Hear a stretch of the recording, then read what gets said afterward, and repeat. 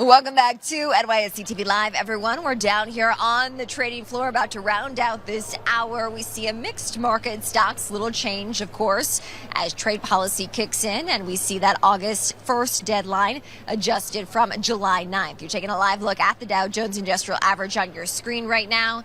We see the S&P 500 up fractionally just by about 0.1% as earnings season will kick into high gear here in the next few days as NYSE listed Delta Airlines is the first to report. All right, earlier this hour, NYSE listed CoreCivic rang the opening bell. You saw them on the podium to celebrate the 10th anniversary of its commitment to re-entry success for those in its care. And joining me now with more on the floor is CoreCivic CEO and today's bell ringer, Damon Hininger. Damon, welcome, and thank you so much for joining us here at the Exchange. Such an honor to be here. We're so grateful, so thank you for having us.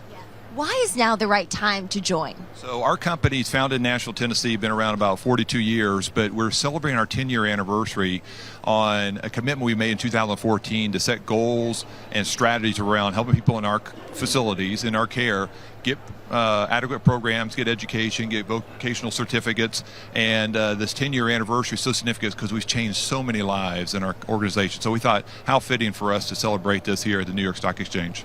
I want to hear in your words how you have changed lives and those who have been working with your organization. Yes, ma'am. So our mission is better to public good.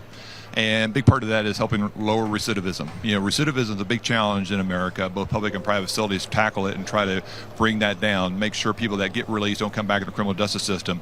So we made a goal 10 years ago to say, let's help people while they're in our care have a safe, humane, professional environment, but also help them get a high school diploma, help them get certified in a vocation, help them with addiction. So 10 years later, we're really excited with the fact that we've helped 58,000 people get a high school diploma or certificate in a vocation. Another example, we've helped 16,000 people get a certificate in addiction going through our programs in our facilities. So it's really, really important work. And if we can change someone's lives while they're incarcerated, they're less likely to come back in the criminal justice system once they get released.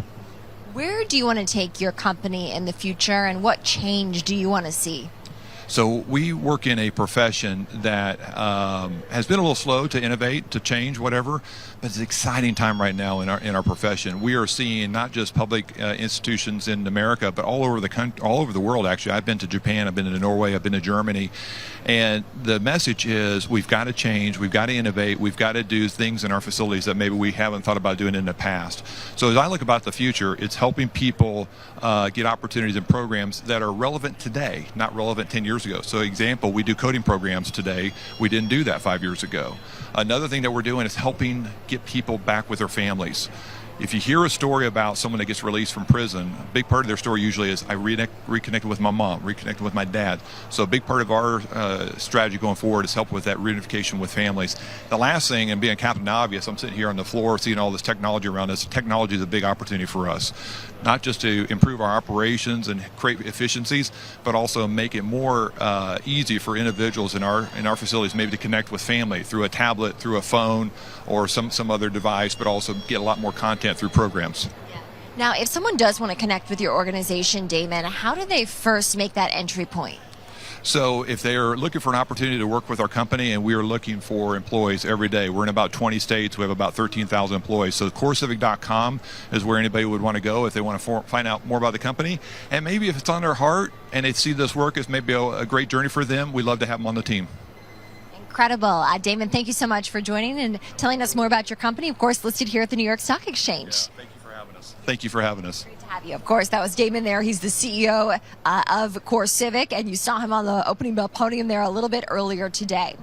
All right, well, that's just going to about do it for this show. Again, a mixed market as I look up down here on the floor of the stock exchange. The S&P 500 up about 0.1%. The Russell 2000, the small caps, outperforming today, up by about 0.6% as that earnings season is on the horizon. We'll have a Fed decision at the end of the month and perhaps some offerings in between now and then. A reminder that you can catch us on all of the streaming services that you see on your screen right there. We're live every weekday, 9 to 10 a.m. Eastern. We'll see you back here here tomorrow morning at 9 a.m. for more. And a reminder, too, of course, if you're joining us after the July 4th holiday, we've got a lot of footage to unveil, of course, from our Uncharted Summit that we were at the end of June in Southampton, and that's going to be rolling out over the course of these next several days or so. You heard from Keith Grossman earlier in this hour, and we'll have more to come, about a dozen or so of those interviews rolling out over the next few days. We'll see you back here tomorrow morning at 9 a.m. Eastern. Thanks for watching.